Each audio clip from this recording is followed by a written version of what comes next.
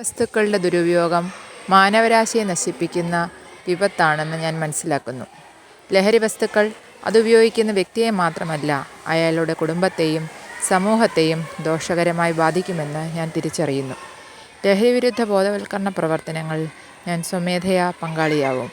ജീവിതമാണ് ലഹരി എന്ന ആശയം പ്രാവർത്തികമാക്കുന്നതിനും പ്രചരിപ്പിക്കുന്നതിനും ഞാൻ സദാ പ്രയത്നിക്കുന്നതാണ്. ലഹരി വസ്തുക്കളുടെ ദുരുപയോഗം തടഞ്ഞ് ലഹരിമുക്ത നവകേരളം സൃഷ്ടിക്കുന്നതിന് പരിശ്രമിക്കുമെന്ന് ഞാൻ ഇതിനാൽ പ്രതിജ്ഞ ചെയ്യുന്നു. പ്രതിജ്ഞ പ്രതിജ്ഞ പ്രതിജ്ഞ.